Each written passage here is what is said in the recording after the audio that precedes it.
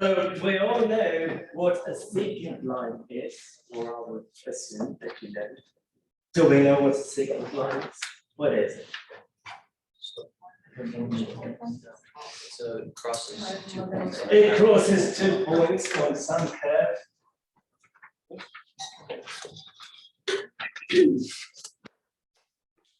I'll draw my stereotypical curve.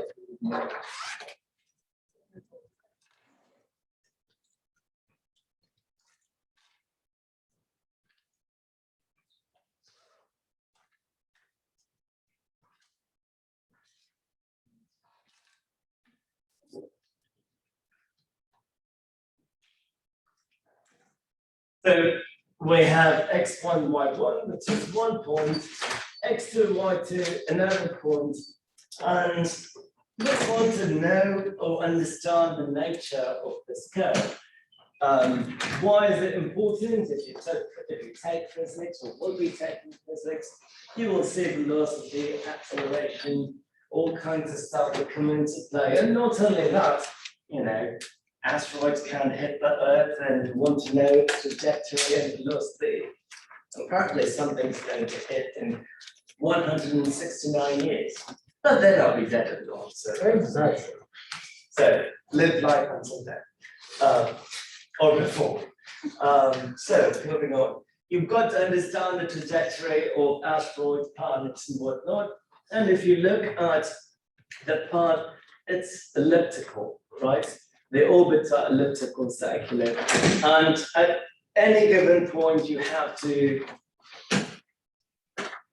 determine its velocity, but the slope at different points will change as you go along the orbit. So it is important for us to know accurately as to what happens, not approximately. So the simplest thing would be a slope. If you want to know slope is rate of change, how y changes with respect to x. How would I find this slope? y2 minus y1.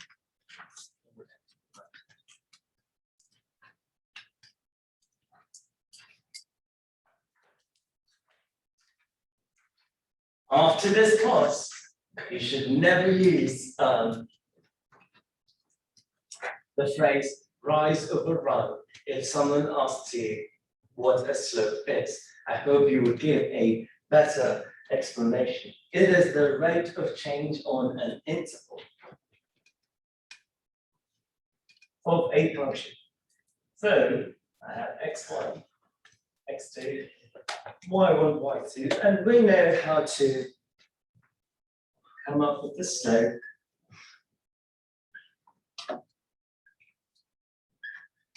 The change here is x2 minus x1. The change there is y2 minus y1.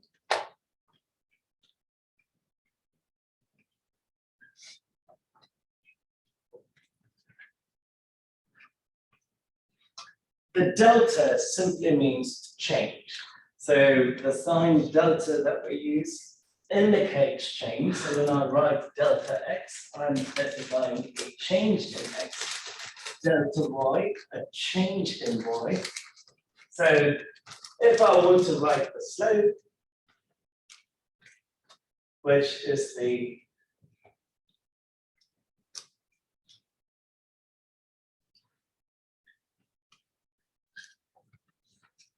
average rate of change, delta y divided by delta x, y2 minus y1 divided by x2 minus x1. Yes? Great. So we want to find the rate of change of this function. Someone was talking about skiing. Well, it might have been in a different path. Let's say you are on top of the cliff and you're skiing. What happens as you go down the cliff? Your velocity keeps on going up, right? Even though you are going down the hill, your speed is increasing in magnitude. Yes. So the magnitude is increasing, but the direction is decreasing. What does the instantaneous rate of change tell you? It specifies the magnitude as well as the direction. So when you get a negative sign, when you find the slope, it doesn't always mean in practical applications that you're decreasing your value. Rather, it's giving you the direction. Negative, decreasing, positive, increasing. The magnitude would be the velocity at which you go down or up. So what happens exactly at that point? At the lowest point. That's the lowest point. And let's go with this skiing example. What happens right there? Velocity is 0. The velocity is 0. Passing has to stop. Good luck running that. So the velocity would become completely 0. How do we quantify the velocity at different points on the curve at any given instant? Well, sure, I could pick a secant line, right? That would give me a slope. But there is a problem with the secant line in terms of the slope. What is it? It's only 1 point. It's 1 point. An average. An average. It is an average, you were about to say the same thing. What do you mean by average? It's not instantaneous at the very least, it's over, so it's effectively both not instantaneous and not completely, not to say not correct, but accurate, at the very least. It's not accurate, that's where I was going. I wouldn't call what in the slope that I get here as accurate, because over here, you're increasing, over there, you're decreasing. But when you draw that line and you get to slope, that slope, would it be positive or negative?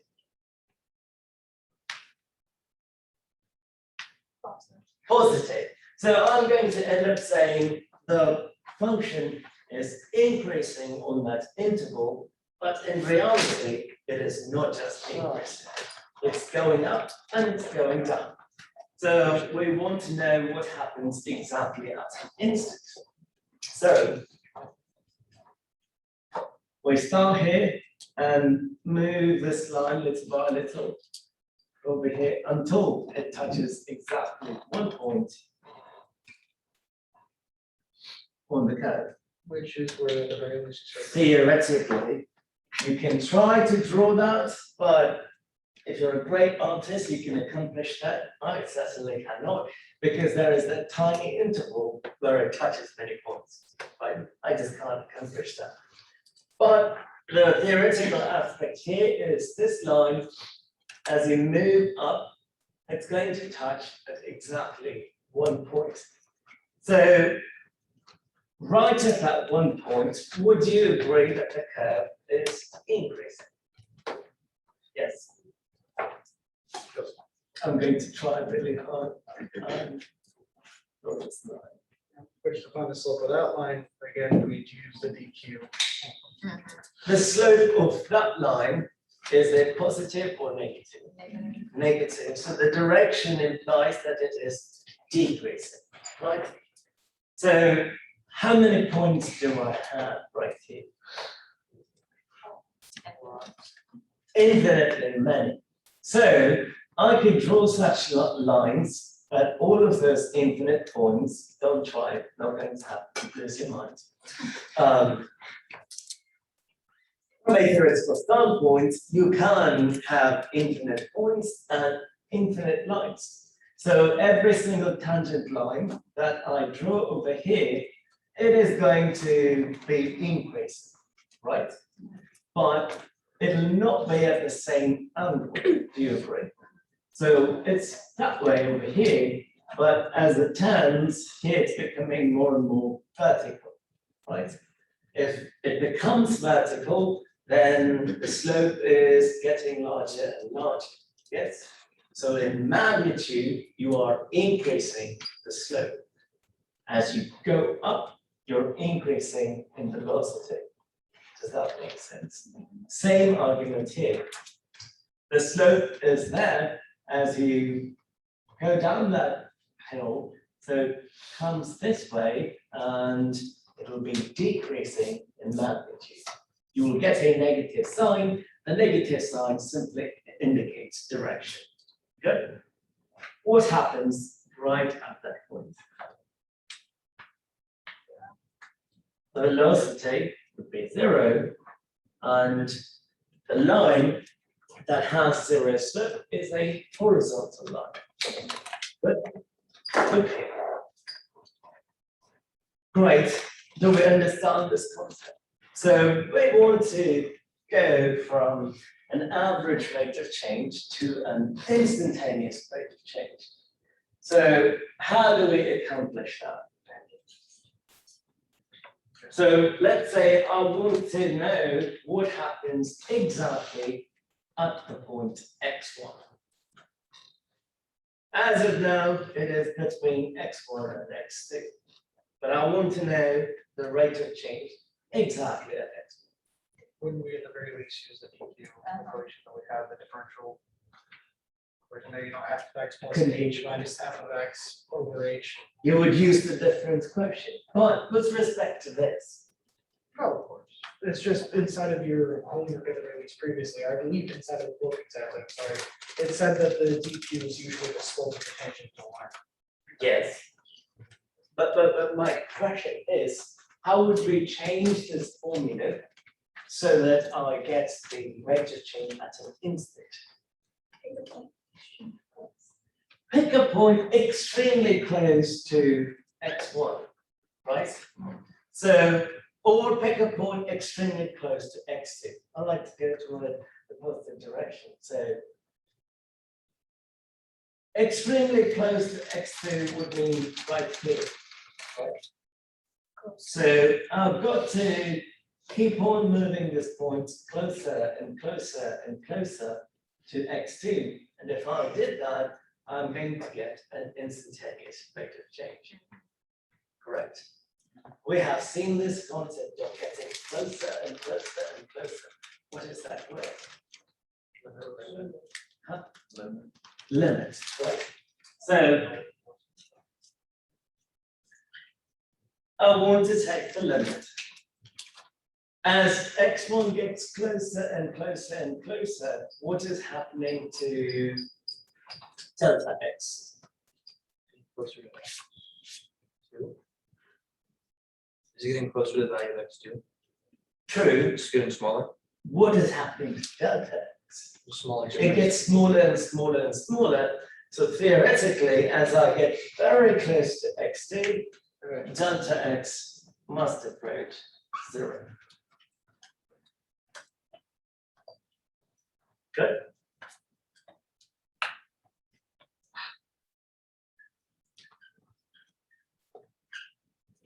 That definition right there, as delta x approaches 0, delta y over delta x is what we call as dy over dx.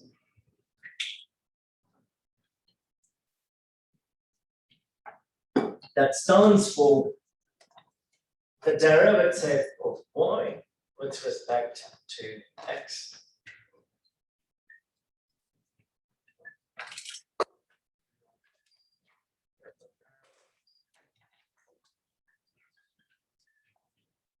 I tend to write this quite often, w.r.t, this stands for with respect to x. It's not that I'm lazy, I'm just effective. Fancy word of being lazy.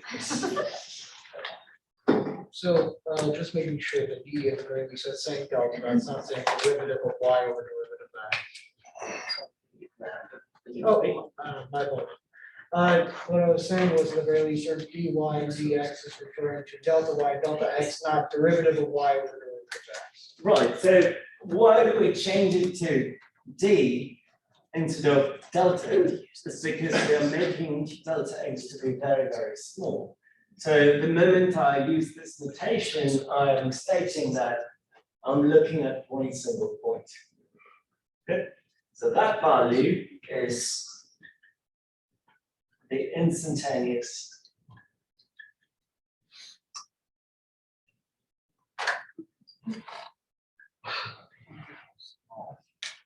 rate of change.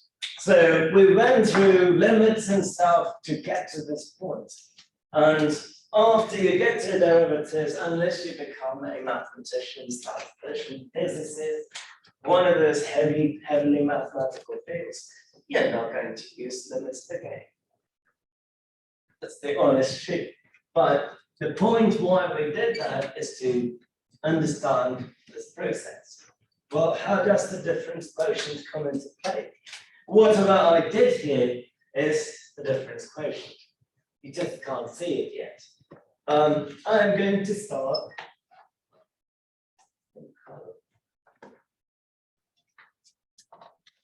And call x1 as x.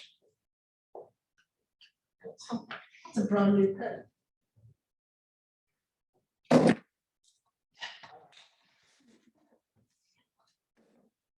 Good job. It was a 5 out of 10. So I'm going to call x1 as x, right? Clearly, x2 is a few steps away from x1, in this case, x. So I'm going to define it as x plus h. So I'm at x, I'm taking h steps forward, I get to x plus h. Good. What is the change between those 2 points? H. Good.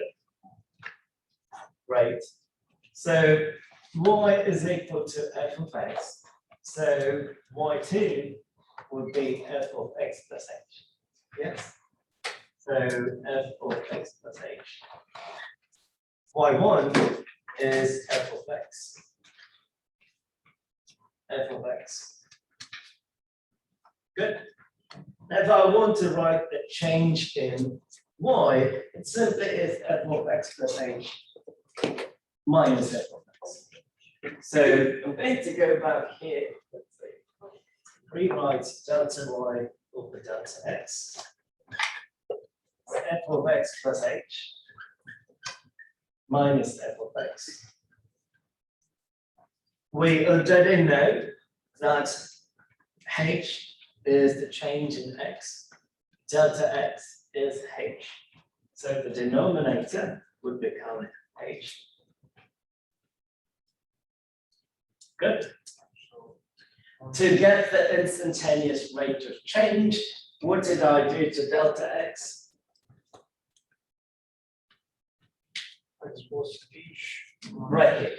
I did something to delta x to get the instantaneous rate of change from the average rate of change. I took something. The limit, right? I took the limit of delta x approaching 0. I'm going to do the same thing on this side.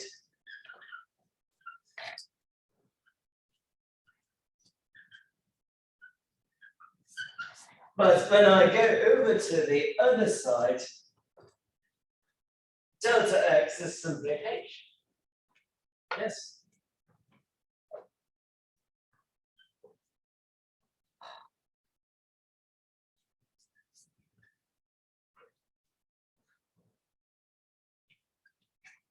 Oh, everything worked out in a straight line.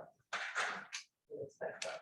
So instantaneous rate of change from earlier.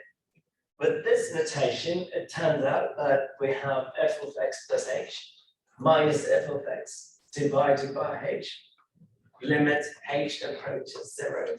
So this has to be instantaneous rate of change also. Do you agree? Instead of using this formula, we will use that always because it's easier.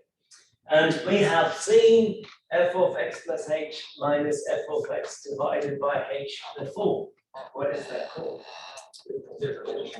Difference quotient. So the limit h approaches 0, the difference quotient for a function would give you the instantaneous rate of change. You may argue, well, why do we need limits at all? If h is approaching 0, I could simply plug in h equals 0. right? If this distance became 0, x1 is at x2, correct? Why do we need the limit? This is where the theory comes into play. Sure, you may say, or you will think, or might think, that if this distance has to be 0, then I could make h to be 0, then x1 will be at x2. But the issue here is if you don't have this and plug in h equals 0, you'll have numerator f of x minus f of x, denominator 0. 0 over 0 is not 1. 0 over 0 is an indeterminate form, not going to work, which is why we have a limit. So what we're saying is as you get closer and closer and closer, you're going to get the instantaneous rate of change, but is it going to be 100% exact? No. But as you get closer and closer and closer, you are becoming more exact. Does that make sense? So when we find this, what we're trying to say is when we find the value right here, it is in limits. So there is going to be a tiny variation about that point, but we're not going to assess that variation in this class. That goes back to the formal definition of a limit, section 2.4, which I said I'm taking it out because it's not needed in this class. But if you want to know, come on. Shut up, Grace. I want you to do a few things before we start. I'm going to do this example. So that is our function. If you graph it, what would it look like? Parabola. A parabola. So some of you might already know what it's going to look like, but go ahead and graph it and look at the points 2, negative 4. And tell me if you have a negative slope for a positive.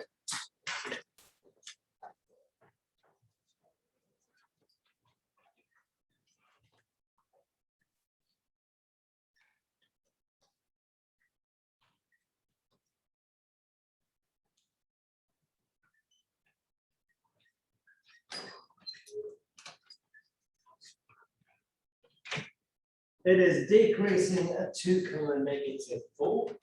If it is decreasing at 2, negative 4, the tangent line that I'm going to draw at that point, should it go up or should it go down? Down.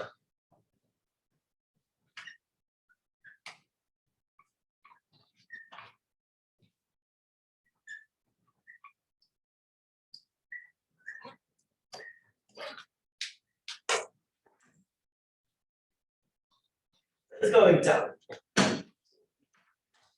I am going to do the difficult approach, which is using the difference quotient.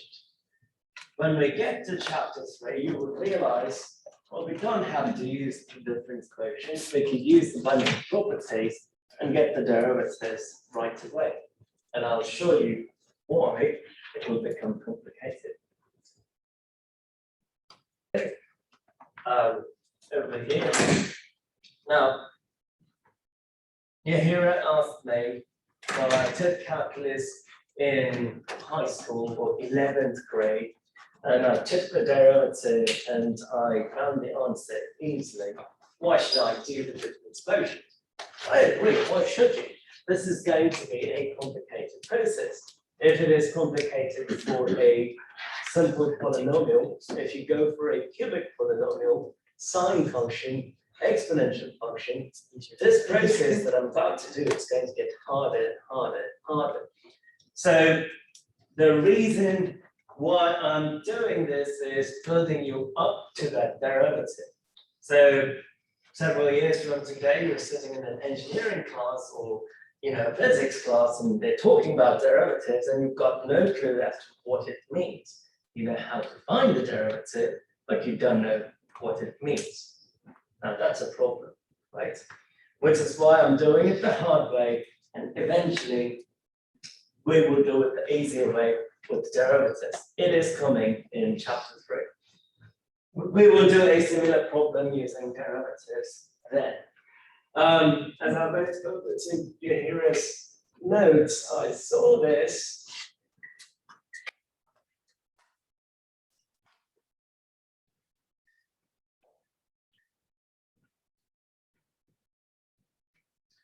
The formula that she had was f of x minus h minus f of x divided by h, right? Or you could have it as f of x minus f of x minus h. This formula is fine. Nothing wrong with it at all. But this simply means I'm going backwards. It should be the other way around.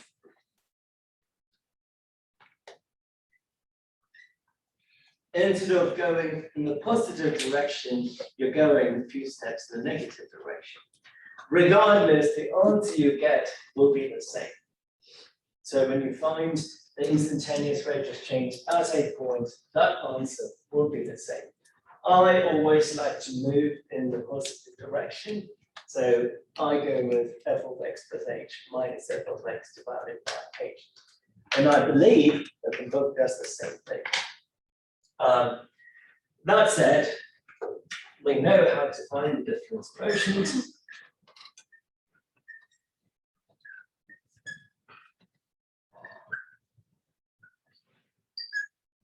So we've got to plug in x plus h, parentheses, your friend. So 4 times x plus h minus 3 times x plus h squared divided by h.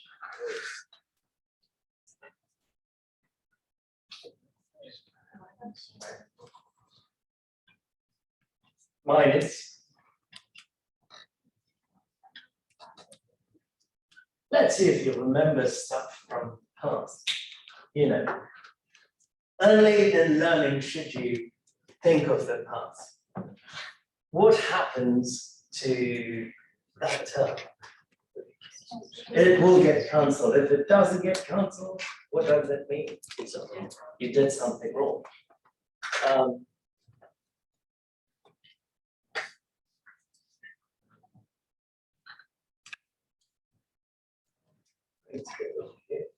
So this should be 4x plus 4h minus, you can FOIL this, you'll get x squared plus 2xh plus h squared minus 4x minus 3x squared. I'm going to keep that as is and divide that by h.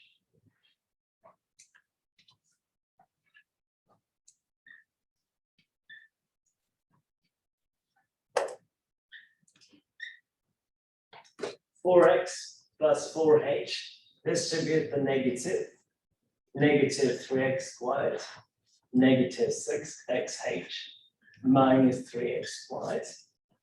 Keep that as is.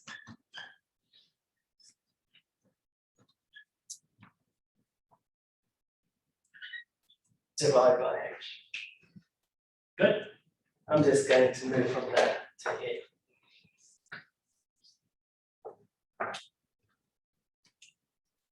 Group those two together.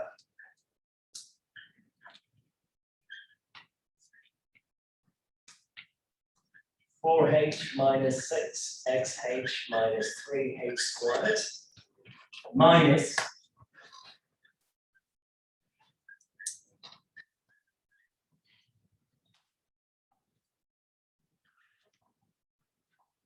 good. This term and that term are one and the same, so those two will get cancelled. And what is common in the numerator? H. So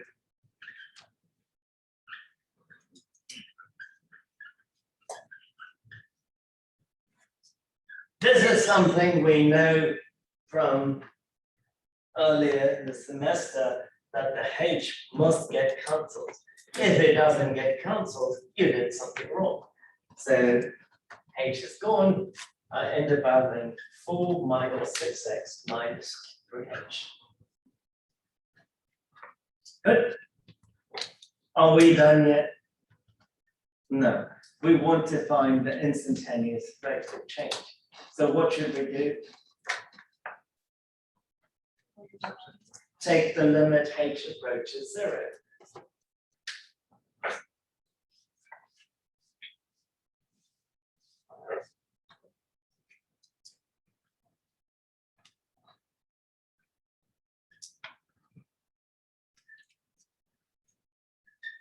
Would the limit affect the number 4? No. How about 6x? How about the last 10? Yes. Yes. 3 times 0, 0. Keep in mind, anytime we have a continuous function, node with continuities, we can simply apply the limit in the sense of plug in the values. So 4 minus 6x. And you might notice that whatever results that we've got is a function, correct? So the derivative of a function is also a function. So we will address this later on, but I'm just bringing it up right now. So we know the instantaneous rate of change is given by that expression. And what is my point? My point is 2, negative 4.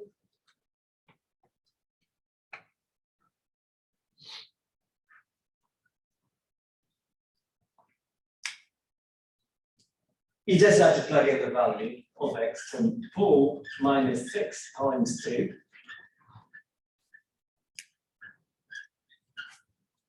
You get 4 minus 12 gives you negative 8. Earlier today, when I asked you to graph, we already concluded that f of x is decreasing. Yes. I have a negative slope at 2, negative 4. If it is a negative slope, we know the line has to be going downward.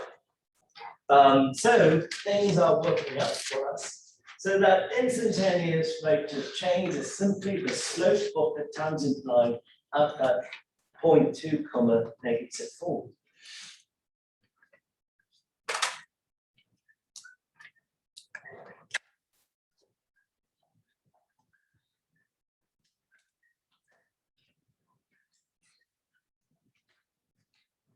Are we done yet? No, why not?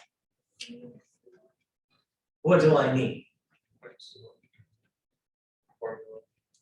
For the tangent line. We need to find the tangent line, the equation of the tangent line.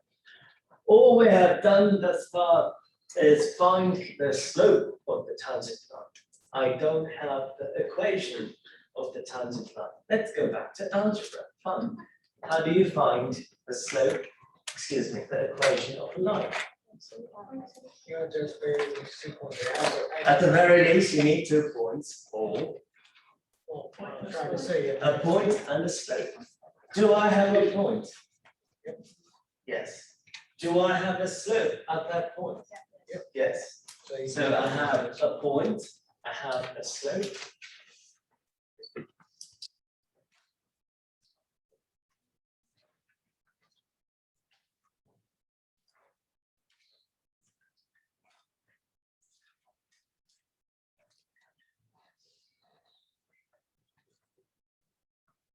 That is the point slope form of an equation. Just plug it in, so we'll have y minus 2 equals m negative 8.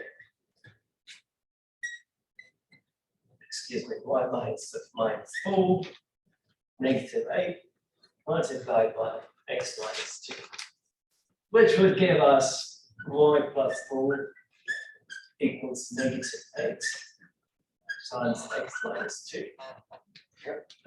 You could leave it as x, the point slope form, but I'm quite certain whoever side would want you to simplify. So y plus 4, distribute the -8, -8x. -8 times -2, positive 16. Move the 4 to the other side.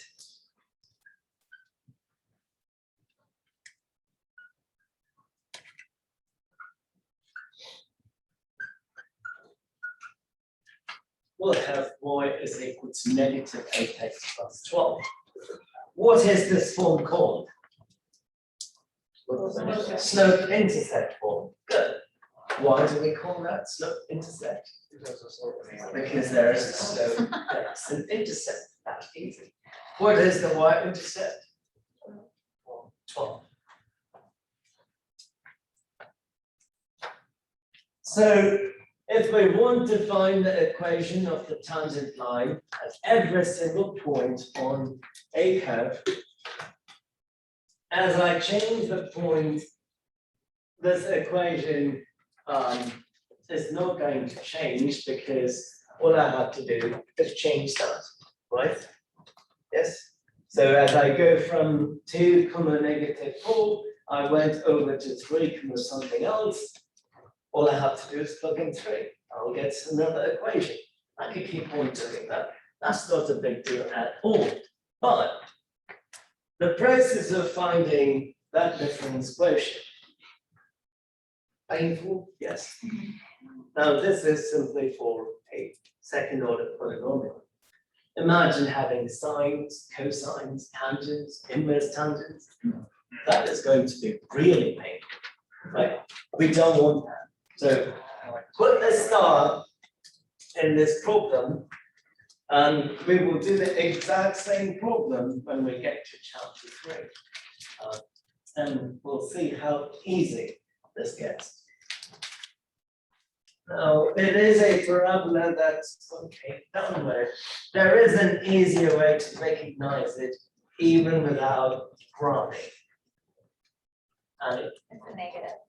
So, what's the negative? well, the t squared is. The coefficient right next to t squared is negative. A quadratic function is a parabola. If that is negative, it's going to go that way. Great. Now, we want to find a velocity function. In other words, we need to find the instantaneous rate of change.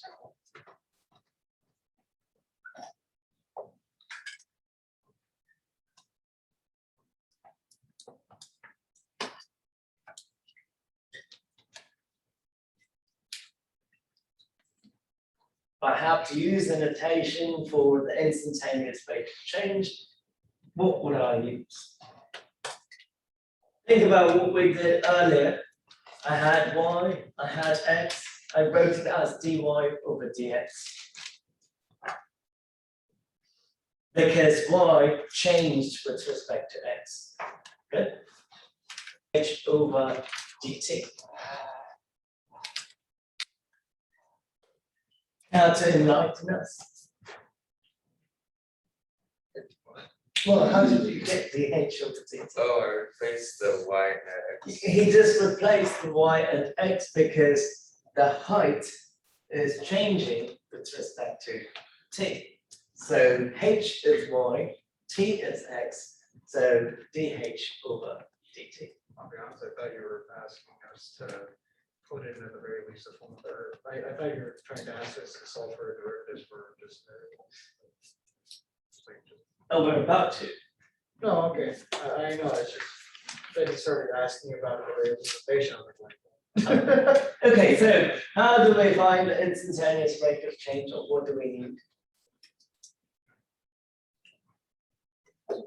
Difference quotient. Let's find the difference quotient. Yay. There are multiple h's here, so I'm just going to call t plus a.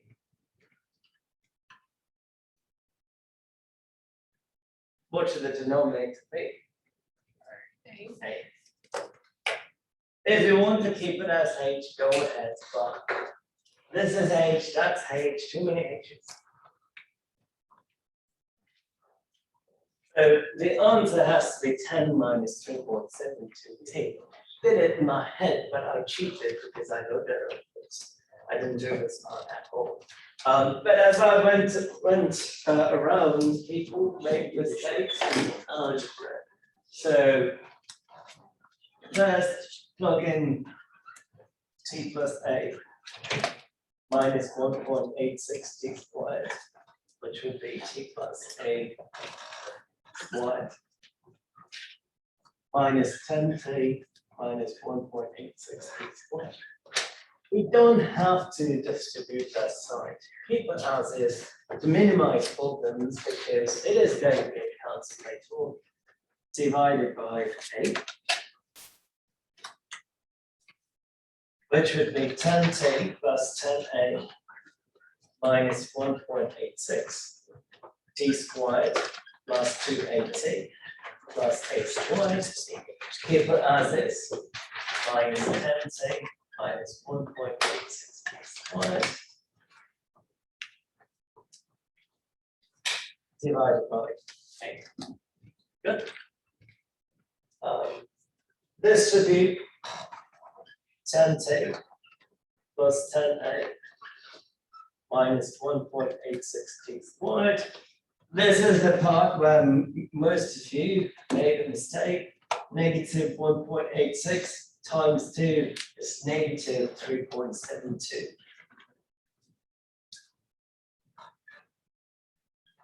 And minus 1.86 a squared, and this will keep the function as is.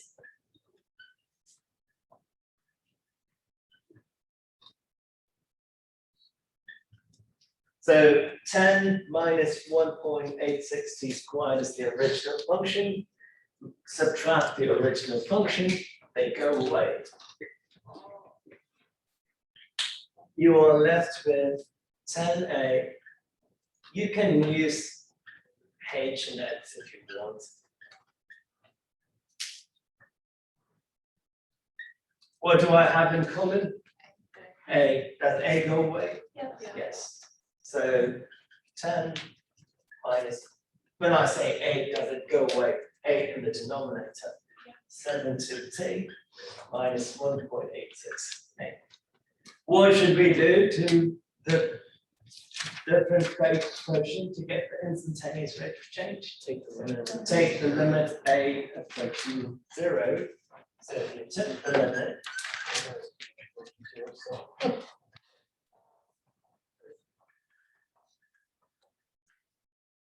you will get 10 minus 3.72 t.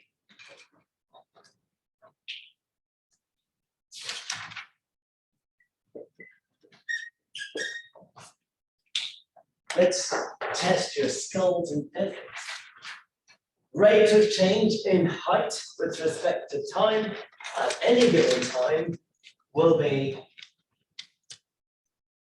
that expression corresponds to what? Rate of change in height with respect to time. Height is displacement. Displacement is distance. Change in distance over change in time. Velocity. So the expression that you found is simply the instantaneous velocity.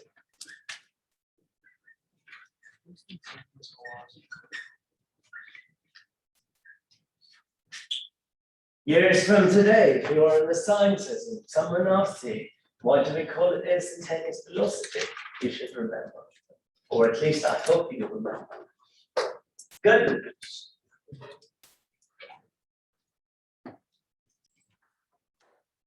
Don't forget whether may it be distance, may it be height, may it be displacement, the rate of change of any type of distance with respect to time is instantaneous velocity. Of course, in different fields, you would have the rate of growth, for example, in fisheries, you would have a derivative where you are measuring the rate at which the fish grows. So when the length of the fish changes with respect to time, we're not looking at the velocity of the fish.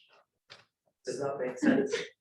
Even though it's some length divided by time, we're not looking at the velocity of the fish, rather the growth rate. This is a rate constant. So, well, what defined the velocity at t equals 1 second? What would that be? 6.2. 6.2. How did we get that? You just plugged it in. Plug it in. Okay.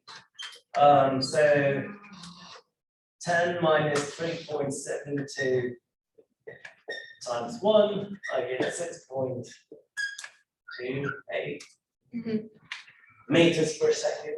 Say that like a disappointed parent. Now, it is positive, Yes. it is increasing, but what happened? Initially, it started at 10. You are throwing this rock and it's going up, but its velocity in magnitude is going down. Does that make sense? Yep. Why? Different gravitational force. Because of gravitational force. Very good. Plus friction. So it is going against gravity, so it is going to decrease, and eventually it will become 0 when it makes that turn. When will the rock hit the surface? So it goes up, comes down. What would that be? Oh, we can simply trace it there, at least define it. How do we find it? Which one should be set equal to 0? The height or the velocity? The height. So 10t minus 1.86 t squared equals 0. What do we have in common? T. 10 minus 1.86 t. I've factored the expression, set each of them equal to 0, t equals 0 seconds, which perfectly makes sense, correct? At time t equals 0, the rock is here. The next one, 10 minus 1.86 t equals 0, 10 equal to 1.86 t,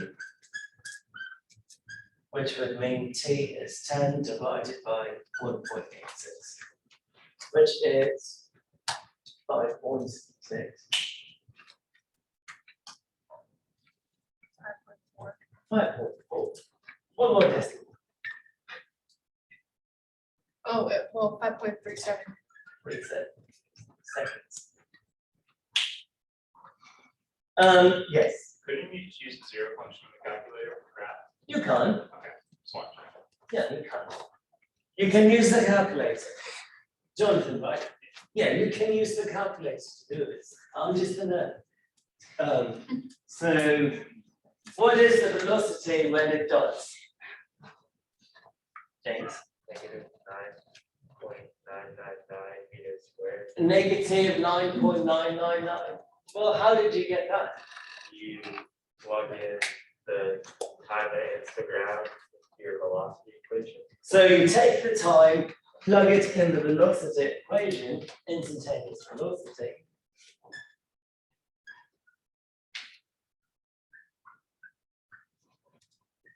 And what do we get? Negative 9.99. Yes. It's good enough for me. Okay. Great. Anyone can plug in, come up with a number, but does this make sense? It seems like the direction it's going downward, yes. But the velocity there, it's higher than 6.28. Why? Does that make sense? Why? Because gravity is pulling the rock down. You know, relationship between force and acceleration. Do we know what that is? Just mass times acceleration. Okay. Force equals mass times acceleration. Okay, good place to stop.